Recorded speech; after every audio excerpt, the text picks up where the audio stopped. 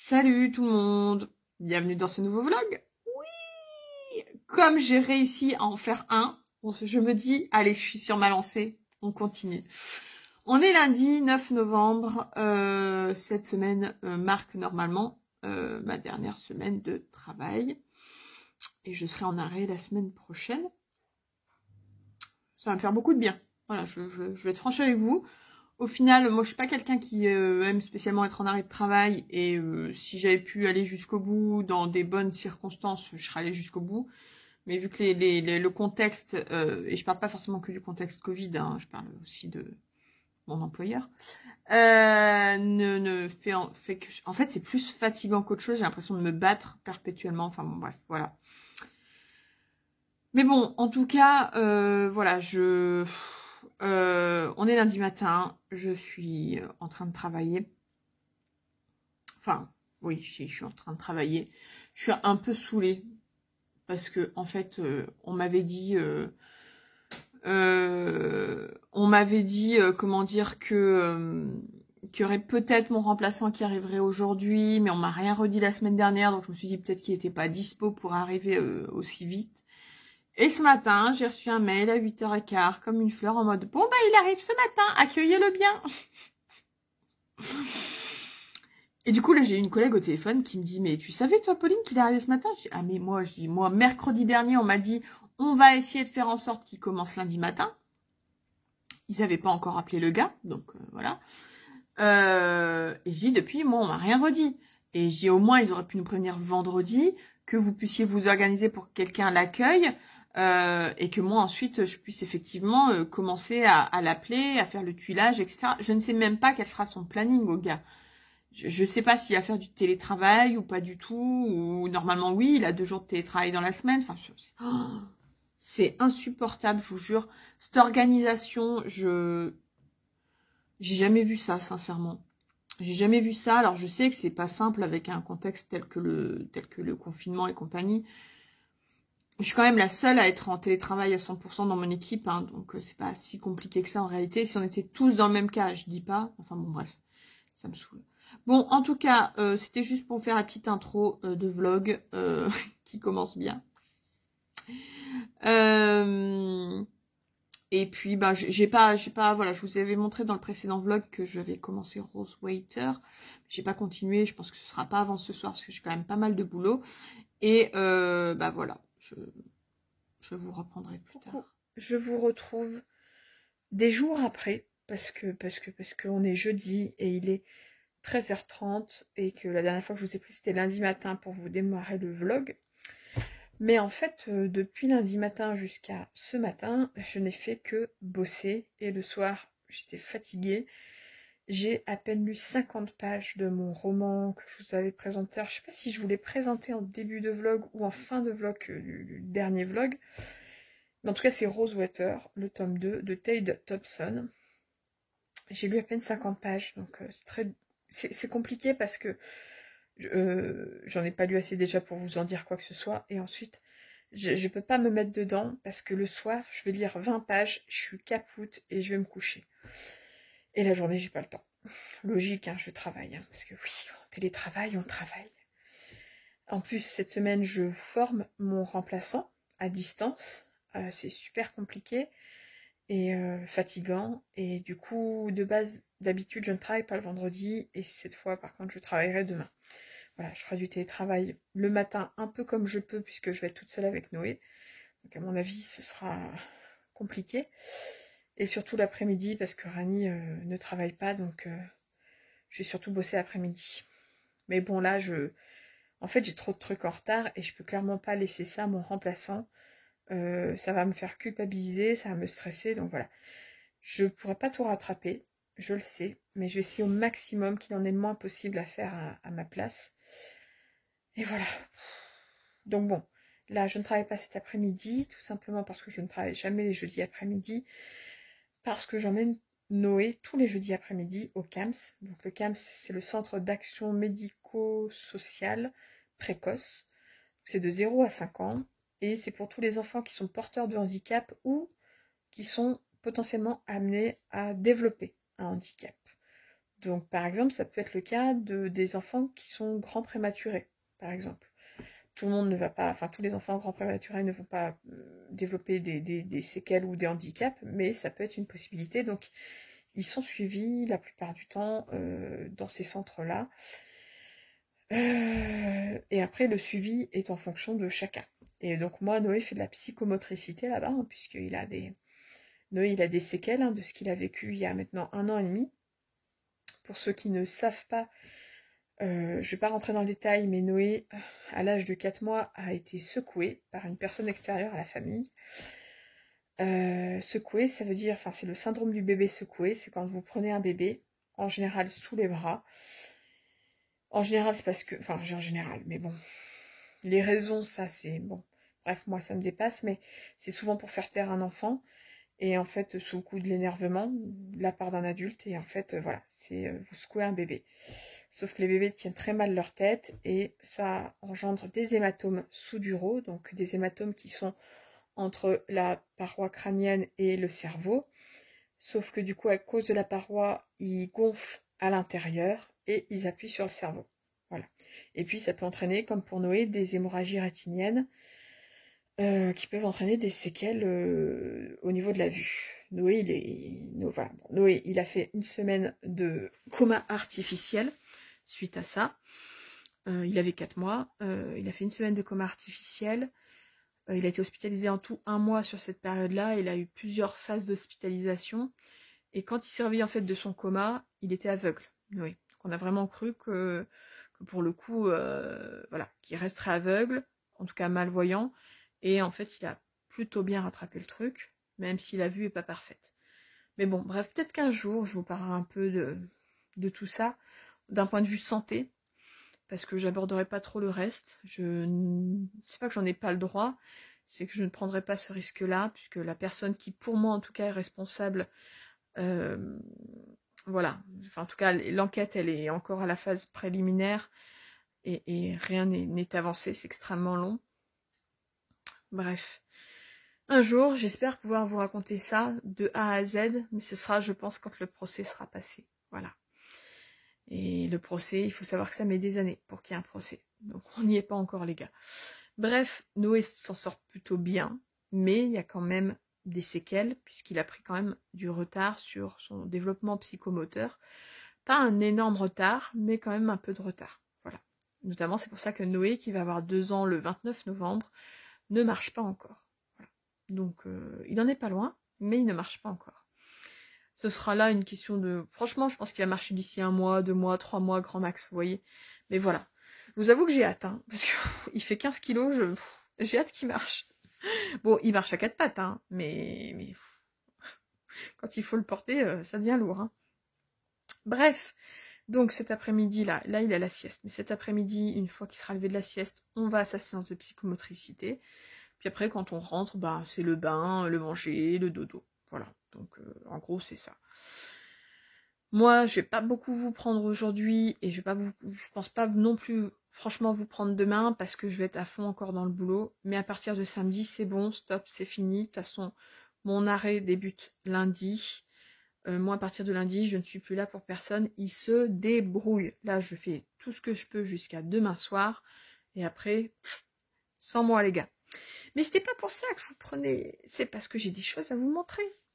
Des colis. J'ai celui-ci. Alors, je sais ce que c'est pour les deux. Hein, parce que celui-ci, c'est une commande que j'ai faite et que je vais vous montrer.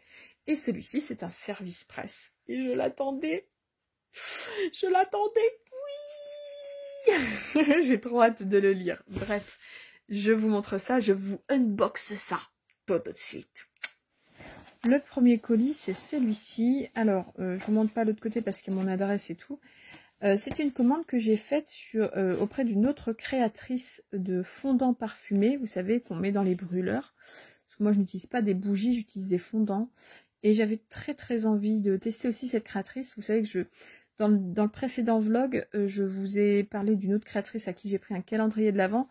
Là, c'est une collection d'automne que je lui ai pris. Et si j'aime, je pense que peut-être que je prendrai la collection d'hiver. Bon, j'ai préouvert, hein, bien évidemment. Hop, c'est bien emballé déjà. Il y a un petit mot. Bonjour Pauline, merci pour votre commande. Passez un bel automne. À bientôt Camille. Bah, c'est gentil ça. Et donc, hop, je vous cache ça quand même. Voilà, donc c'est la facture. Comme ça, vous pourrez voir. J'ai pris le coffret d'automne qui a 12 €. Plus, il fallait rajouter 4,33 € d'expédition. Donc, 16,33 € pour ce coffret. Alors, ça va peut-être vous paraître cher. Je crois qu'il y en a 9 en tout. Alors, composition des fondants, cire de soja, parfum de... Ça sent fort, hein. Enfin, ça sent fort, ça sent quoi en tout cas. Colorant et beaucoup d'amour. Voilà, vous avez aussi les contacts si jamais. Et voilà, oh là là, ils sont beaux. Oh là là, ils sont beaux. Oh là là, je sais pas, ils sentent, vous pouvez pas sentir. Mais qu'est-ce qu'ils sentent bon. Donc, il y a 9 fondants. Il y a automne, feu de bois, citrouille, sous-bois, ambre, attrape-rêve, prédiction, rituel et incantation. Alors là, il n'y a pas a priori ce à quoi correspond chaque nom. Mais vous pouvez retrouver sur le site ou sur oh là là, je fais n'importe quoi. Sur Instagram, je pense. Hop. Attendez, je suis en train d'essayer d'ouvrir ça. Et ça sent super bon. Oh, je vais pas tester aujourd'hui, je testerai demain parce qu'aujourd'hui j'aurai pas le temps. Mais regardez-moi ça, ils sont beaux. Oh là là, ils sont beaux. Hein. Oh là là. Et ah, ça c'est sympa. Ah oui, vous voyez, citrouille, feu de bois. Ah, ça c'est super cool. Donc voilà, 9 fondants pour 16,33 €. Alors je sais pas exactement combien ça fait, mais c'est pas forcément plus choquant que des Yankee Candle. Il faut voir, en tout cas en termes de prix. C'est peut-être à peine plus cher, mais pour soutenir des créateurs plutôt que des grandes marques, ben, je trouve ça bien. Si j'aime, franchement, je reprendrai. Mais je pense que je testerai, voilà, je testerai également le coffret de Noël. En sachant que là, c'est des coffrets, mais que vous pouvez bien évidemment choisir des senteurs en solo en fonction de ce que vous aimez. Là, j'avais envie de tester avec un coffret. Ça sent bon. Hein. Oh, je vous jure. Et puis ceci. Je vous ai mis en fait le petit truc à la base de lumière parce que il fait sombre quand même aujourd'hui. Oh là là, du premier coup. Et ceci, je sais ce que c'est un SP. Ah ah, vous ne voyez pas. Hop là. Et oui, c'est un SP, c'est The Bun Season. Oups là, comme ça. Donc c'est The Bun Season de Samantha Shannon. Voilà, aux éditions de Saxus. Que j'ai eu la chance du coup de... Enfin, je leur ai demandé et puis ils me l'ont envoyé très gentiment. C'est quand même une grosse pavasse. Hein. Youh. Regardez, c'est quand même une grosse pavasse. Il fait combien de pages? Attendez. 6, ouais, presque... Enfin, 660 pages il fait. Voilà. Donc là, c'est la version paperback. Et vous avez une version également hardback. Moi, je me suis dit que j'allais le lire dans cette version-là. Et que si vraiment je l'adorais, je pense que je ferai gagner le paperback et que je me rachèterai le hardback. Voilà. Je pense. J'ai très hâte de le lire. Franchement, voilà. Il me donne très envie. J'ai beaucoup aimé le prieuré de l'Oranger. Et j'ai entendu énormément de bien de cette saga. Et je sais qu'ils vont très rapidement sortir le tome 2, le tome 3 pour justement ne pas faire trop patienter les lecteurs et parce que les tomes sont sortis depuis très longtemps. Donc voilà. J'ai super hâte. Si vous avez déjà lu ce tome 1, parce que il avait été traduit en français chez... Eh ben, je sais plus chez qui. Mais en tout cas, dans une autre maison d'édition. Si vous l'avez déjà lu, n'hésitez pas à me dire ce que vous en pensez. Mais en tout cas, bientôt.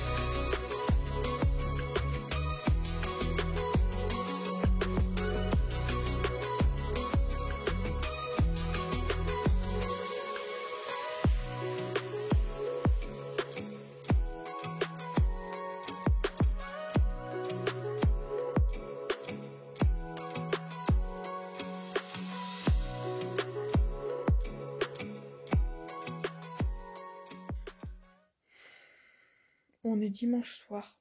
Ouais, je sais.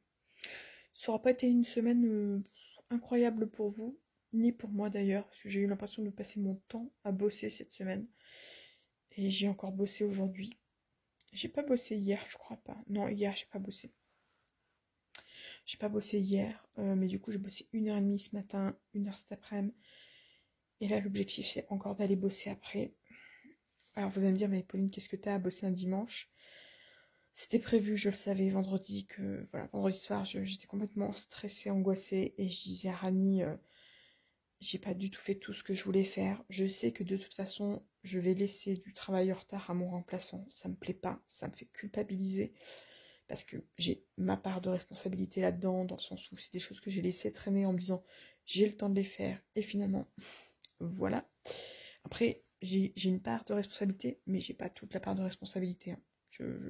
Mon employeur est en grande partie fautif aussi, parce que c'est pas comme si ça faisait 2 semaines que je leur disais que j'avais bien assez à faire en administratif pour m'occuper en télétravail. Mais bref, voilà.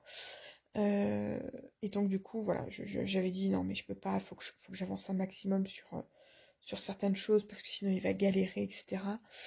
Et du coup, bah, j'ai bossé aujourd'hui et je vais encore bosser là après en vous quittant. Je pense pas bosser non plus 3 heures pour être franche, parce que je suis déjà fatiguée et que je suis pas forcément ultra motivée et que je me dis bah, de toute façon je vais laisser plein de choses, enfin c'est triste à dire hein, mais demain matin je passe le voir sur un des ateliers où j'avais des salariés donc qui récupèrent, qui est à 5 minutes de chez moi, qui a un jardin bio. Et en fait, je vais le voir, je vais lui déposer mon PC, mon téléphone portable, puisqu'il va en avoir besoin, et puis tous les dossiers. Et donc, je vais faire un dernier récap, voilà. Et lui dire, je vais lui laisser mon portable perso aussi, en disant, si vraiment il y a une question urgente, tu m'appelles, enfin, je suis pas comme ça.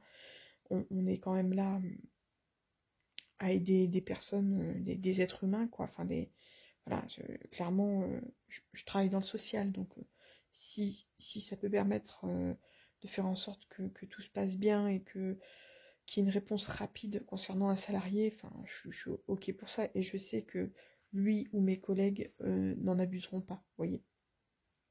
Bref, donc demain matin, je vais tout déposer, et je sais que je vais devoir lui dire, ben voilà, concrètement, ben tu vois, ça, j'ai pas eu le temps de finir. Et en même temps, bah oui, ils sont bien mignons à me mettre un remplaçant la semaine dernière, là, cette semaine. C'est très bien parce qu'au moins ça veut dire que c'est pas mes collègues qui ont informé une personne alors que je suis déjà partie, elles n'ont pas récupéré mon travail, etc. Et en même temps, en fait, ben ça prend du temps de former quelqu'un. Donc là où moi je pensais que j'aurais 35 heures en gros dans ma semaine pour faire tout mon administratif, bah finalement j'en ai eu à peine quoi, la moitié, voire même moins, parce que voilà, parce que il a fallu que je passe de très longues heures au téléphone avec lui pour lui parler de chaque salarié, et j'en ai 33, voilà. Enfin, franchement, ouais, des longues heures. En plus, on a eu une semaine où on a eu que des réunions, donc j'étais en visioconférence, mais voilà, ou au téléphone, enfin bref, j'ai vraiment, c'était un enfer cette semaine, je vous jure, ça m'a crevé. J'ai qu'une hâte finalement, c'est d'être demain matin, de tout lui déposer, de faire le dernier récap, et quand je pars du jardin, de me dire, tu es officiellement en arrêt, tu es officiellement en repos, et tu ne te préoccupes plus de tout ça. C'est triste pour ton équipe, c'est triste pour lui, ils vont devoir voilà, se taper du boulot qui aurait dû être le tien, mais il y a un moment donné, effectivement, je pense qu'il faut que je pense à moi, et vous voyez là, ça fait 2 semaines que ça m'épuise, cette histoire de boulot, donc j'ai hâte d'être demain matin, vraiment, je vous jure. Enfin bon, bref, voilà. Sinon, je sais plus pourquoi, oui, je vous parlais du boulot, je vous disais, je vous prends, et après, je vais bosser. Je suis pas très motivée, mais bon, voilà, je veux au moins finir certaines choses, donc je vais les finir là après. Sinon, je vais vous parler un petit peu de lecture, quand même. Oui. Ah. Rose Water, le tome 2 de Tay de Thompson, donc Insurrection.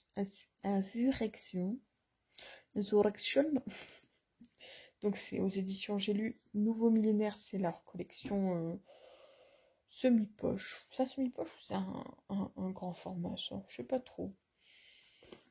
Je sais pas du tout. En tout cas, je vous aime bien, hein, J'ai lu. Hein, vous êtes... voilà, on est partenaires, vous et moi, mais 21 €, ça fait un petit peu mal aux fesses quand même. Hein. Voilà. Mais, je sais que au moins le premier tome de Rosewater est sorti en poche. Donc, si vous êtes intéressé par une saga, une trilogie de hard SF, allez-y, franchement, que vous soyez adepte ou non. Moi qui n'en lis jamais, c'est une saga que j'aime beaucoup. Et pourtant, j'ai lu le premier tome. J'ai lu le premier tome il y a 1 an et demi, je dirais à peu près.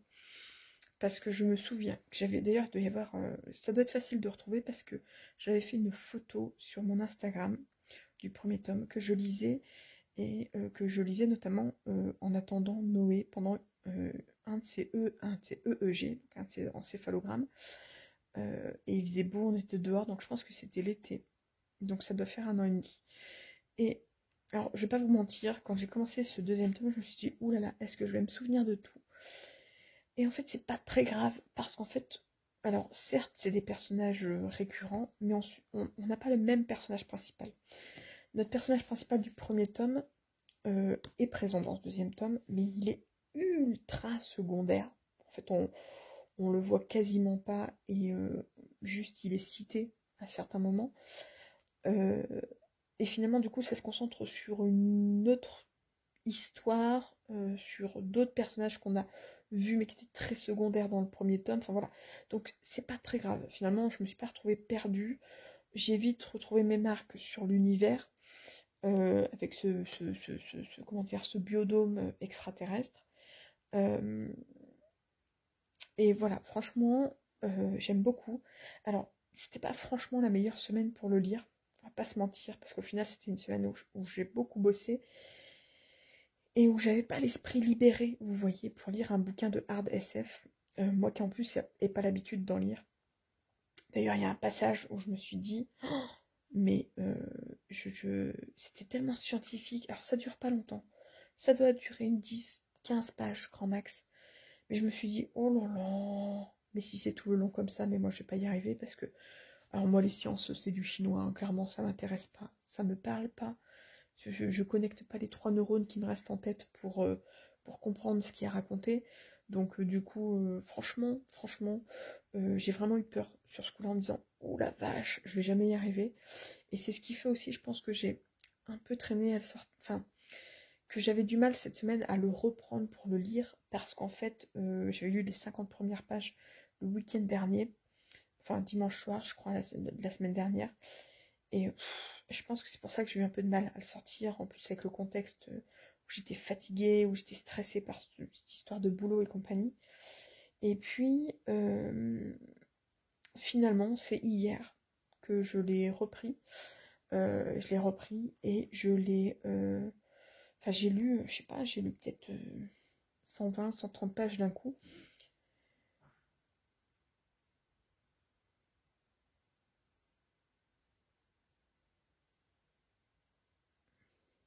Bon, j'ai entendu du bruit, mais ça doit être Rani en bas. Si ça avait été Noé qui était tombé de son lit, j'aurais entendu des pleurs derrière. Oui, je suis très pragmatique comme femme. Non, parce que maintenant Noé dort dans un lit de cran, c'est-à-dire un lit bas où il peut monter et descendre tout seul. Mais du coup, ça peut arriver que des fois dans la nuit. Alors, il est jamais tombé. Il est jamais tombé. Si j'arrivais qu'il se réveille en étant dos vous savez, bah, à la sortie du lit, quoi. Et il sentait qu'il n'y avait rien dans son dos. Et il hurlait de peur. Il hurlait de peur en mode, oh mon Dieu, je vais tomber. Vous voyez? Bon, j'arrive en mode, tout va bien, c'est bon, tu es juste. Et en fait, c'est parce qu'il avait dormi la tête à la place des pieds et les pieds à la place de la tête. Et donc, quand il s'est mis assis, il pensait, je pense, vous savez, ben, genre comme là, s'asseoir en se tenant un peu contre le rebord du lit. Et du coup, il n'y avait pas de rebord puisque c'était la partie où il descend. Bref. Donc de toute façon, il serait tombé, je peux vous dire qu'il aurait hurlé. Ce qui est tout à fait normal. En sachant que s'il tombe, je vous rassure, il tombe pas de haut du tout, parce que c'est un lit bas, c'est un lit exprès pour les enfants, pour les tout petits. Et du coup, voilà, il y a quasiment rien. Mais bon, il n'empêche que c'est pas agréable de tomber de son lit en pleine nuit. Hein, on est d'accord. Donc voilà, du coup, voilà, Rosewater, franchement, ouais, si vous avez envie de tenter la hard SF, en plus ça se passe au Nigeria, ce qui est plutôt, je pense, assez atypique, parce que, à mon avis, on a plus régulièrement des romans de SF, de hard SF au niveau, comment dire, dans des villes occidentales, et là c'est pas du tout le cas. Et ça apporte quelque chose réellement, je trouve. Bah déjà, je trouve que c'est... Comment expliquer? C'est original dans le sens où, comme on n'en lit pas souvent dans ces villes-là, bah franchement, ça fait du bien. Ouais, ça fait du bien, ça fait aussi un peu... Pas voyager, puisque de toute façon, on est sur une ville, Rosewater, hein, c'est le nom de la ville, euh, qui, euh, qui est très évoluée. On est vraiment dans du futur, hein, puisque on a en plus 2 temporalités dans ce deuxième tome. À 10 ans, 10-12 ans d'écart les deux. Et du coup, c'est vrai que voilà, on est vraiment sur du futur, hein, puisque c'est 2055 et 2067, je crois, les 2 temporalités. Donc voilà. En tout cas, j'aime beaucoup. Et je trouve l'histoire ultra intéressante. Et là, ça se transforme en conflit politique. J'ai dit la même chose à Rani tout à l'heure. Je lui dis, ah, ça te plairait, ça se transforme en conflit politique. Fatiguée, Pauline. En conflit politique. Et franchement, c'est vraiment très bon. Donc j'en suis à la moitié. Je l'aurai pas fini ce soir-là, en fait, quand je vais vous quitter. Je vais aller bosser. Donc, et quand j'aurai fini de bosser, je vais aller faire dodo. Hein, parce qu'il n'empêche que demain matin, je me lève. Je suis déjà Noé se lève tôt, de base. Et parce qu'il va à la crèche. Et donc, du coup, voilà. Je me lève. Et je le finis demain. Tranquillement. Sans personne à la maison, sauf moi et les chiens. Ça va faire du bien. Et du coup, je pense que je vais clôturer ce vlog ce soir. Ça n'aura pas été un vlog très intéressant, on va pas se mentir. Je pense pas que j'aurai grand chose sur ce vlog à vous présenter. Mais, le souci c'est que si je me dis que je fais une semaine de plus sur ce vlog, ça risque d'être beaucoup trop long. Parce que là, ce sera un vlog un peu moins intéressant, mais vous aurez un vlog, j'espère, beaucoup plus intéressant la semaine prochaine. En tout cas, voilà, j'espère quand même que ça vous a plu. Je voulais encore vous remercier, je sais pas si je l'ai déjà dit en début de vlog, mais je voulais vraiment vous remercier parce que au moment où je vous parle, il y a un peu plus de 1400 vues sur le premier vlog et je m'attendais pas à ça. Parce qu'en fait, je m'attendais pas à ça.